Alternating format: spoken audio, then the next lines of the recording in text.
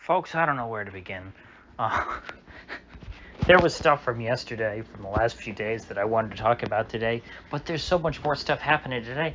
I don't even remember what it was yesterday that I wanted to talk about beyond what I did. And so I'm just going to forget about what's happened in the past. Let's just start with today. Joe Biggs, 17 years in prison, in the slammer, hard time, sentenced by a D.C. jury, or rather by a D.C. court, because I think it was a jury trial and they convicted him, and then the judge decides the sentence, blah, blah, blah. Anyway, Joe Biggs, locked up for being a dissident, locked up for being too effective, locked up for being boisterous, locked up for saying that he did not approve of the regime. Now, did Joe Biggs really do anything wrong? No. No, not if you ask me. Not if you look at the footage. Could you have written him a ticket? Sure. Maybe a parking ticket or something like that. An equivalent. Fine him $500. A slap on the wrist for doing nothing. Because it's really hard in a free country to punish someone if they don't actually do anything wrong. You can try and harass them. You can try and, make their life difficult. You can slow roll paperwork when they have to file things with the local government. You can treat them as a second-class citizen, but it's really hard just to take someone you don't like, scoop them up off the streets, and throw them in prison, just because you can. But luckily for the regime, the United States is no longer a free country. We are in a state of tyranny that rivals some of the darkest times in American history. I think that this is probably the most dangerous time to be a dissident in the United States since at least World War I. I mean, FDR was bad, but from what I understand, he only arbitrarily locked up innocent people in cages because of their ethnic background rather than their political beliefs.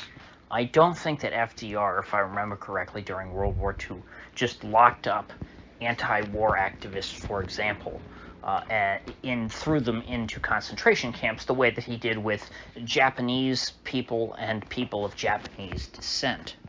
During World War I, of course, Woodrow Wilson did lock up dissenters, and even people who were not thrown in prison did have a very rough time being in the United States if you opposed war with Germany. In fact, like the Japanese in World War II, German Americans were, well, let's just say that you can't really say they were reduced to second-class citizens. They just sort of had to erase their German background entirely. People had to change their names so that they sounded less German. German, which as a language had been spoken in the United States going all the way back to the founding, ceased entirely. No one speaks German in the United States anymore. And there's a great scene in a James Dean film, I believe it was Monterey, in which there's a German shopkeeper in town. He's a German immigrant, but a U.S. citizen, and his son actually dies in the movie in World War I, fighting on the American side. And the other parents in the town, the other townspeople whose sons are also fighting over in France against the Germans, despite the fact that this German immigrant's son also died in this war, fighting for America, they still blame him because he has a funny German accent and a German last name, and so he's just as bad as the Kaiser and all the other Germans that they're fighting over there who killed their sons. And they burn his shop down and destroy all his merchandise and try and chase him out of town. And so politics in America have been heated in the past. Obviously, I don't need to talk to you about lynchings and the KKK and whatnot. But something that I think you've all picked up on is that most of these hatreds were prejudices, ethnic prejudices against blacks, Germans, Japanese. But it's relatively rare that we have cases like in World War I where Woodrow Wilson locked up Eugene Debs for opposing the war. The other two big standouts in American history was the time under, I believe it was John Adams. Forgive me, I'm terrible with early American history. When the Congress passed the Aliens and Sedition Act, and the government just started rounding up dissenters who disagreed with the federal government and threw them in prison for sedition. Even to a much more primitive population at the dawn of the 19th century or end of the 18th century, somewhere around there. This was regarded as backward, tyrannical, and just beneath the United States, and so politically there was a swift backlash, and the government stopped this, and we pretty much got away from it for a very long time, multiple generations. But then came the Civil War, and Abe Lincoln once again started locking up dissenters. He locked up famously a majority, I believe, of the Maryland state legislature so that they would be unable to vote to secede. He locked up anti-war activists. There were draft riots throughout the North of people who just did not want to fight in the war and were refusing to be conscripted, which of course was a form of slavery. It's very ironic that we're told that the North was fighting to end slavery when they literally had to enslave their own population to fight the South. I mean, it's comical, really. But anyway, anyone who refused to be drafted, reporters who reported on the war in ways that made the North look bad, and anyone really who just didn't support the war ended up in prison. And so that really, I think, was the most widespread example. And forgive me, it's taken 7.5 minutes to get here. I'm not being too pithy today, but that was the worst example that I can think of in U.S. history as far as cracking down on dissent. And I think that we are approaching, we're definitely nowhere near that level. I mean, Joe Biden is no Abe Lincoln. That I will tell you. But we're approaching that level. We're the closest we've been since then. I think that we're, at this point, worse than we were in World War I. I think that more people are being locked up now as political prisoners than they were in World War I. Although I should look and see if I can find an exact statistic on that. But I would, so even though if we're a little beyond World War I, we're probably still in that ballpark. We're in that range. But the worst case scenario you can look at is definitely the Lincoln administration.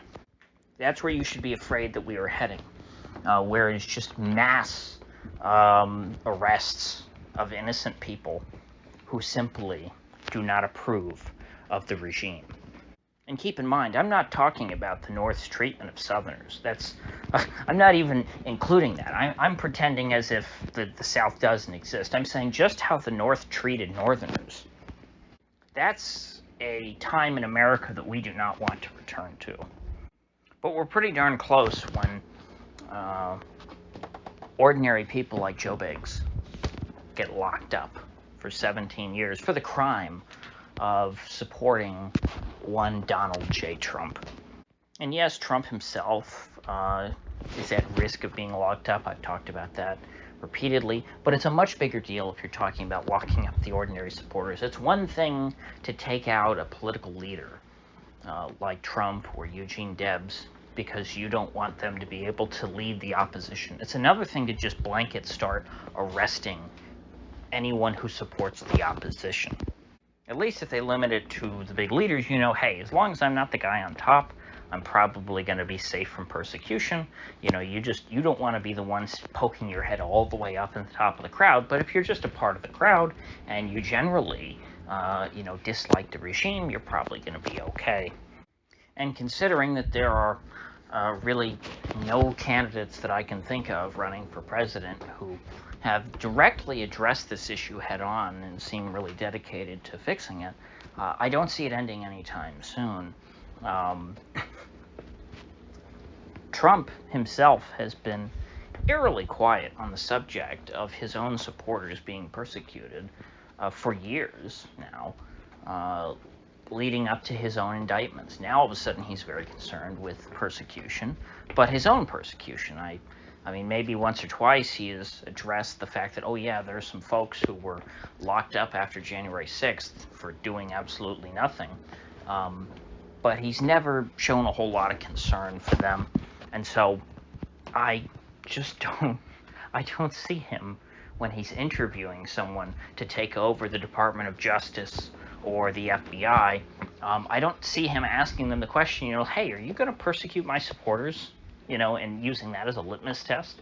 I don't think he's even going to ask them about it. I mean, the fact that his past picks have been, Chris Wray and Bill Barr. It's not like, he picked somebody who he thought would be good and they stabbed him in the back later. It's like, no, he picked the worst possible people he could. And he took advice on who to pick from the worst people in the world, namely Chris Christie and George Bush. And so it's not like Trump had good intentions. He didn't. Or else he wouldn't have asked them. He was asking bad people who to hire. And so, of course, he hired the worst people. You don't do that on accident. It's not a mistake. It just shows that people who I consider to be terrible, Trump thinks, look pretty good. Keep in mind, the reason why Trump doesn't like Bill Barr or Chris Wray now is because Bill Barr and Chris Wray have made it clear that, they would be happy to see Trump in prison. It's purely personal. It has nothing to do with, Bill Barr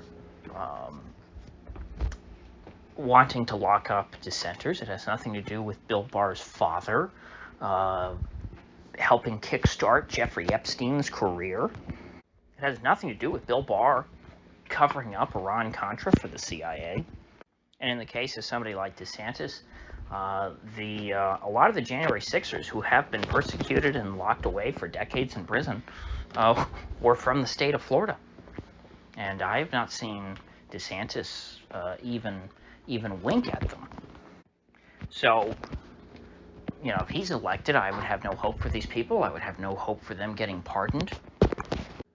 Even if people like, someone like Trump or DeSantis were to become president by some miracle, and they did start to, turn the ship around a little bit, they're not going to undo any of the evils of the past. Maybe they'll just make the situation less dire moving into the future.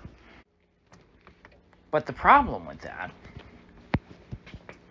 is that unless you just take down the entire regime structure that has been built on top of what once was the United States of America, what we see happen to Joe Biggs and is now happening to Donald Trump, is in the process of happening, will happen to whoever comes after him. Everyone should be able to recognize that. One of the first big red flags with DeSantis was when he dismissed the charges in New York as, that's just about Trump's proclivity for paying off porn stars. I don't know anything about paying off a porn star. He completely missed the point. The fact that Donald Trump is a pig when it comes to women was not why he was being prosecuted. The case would have never come about.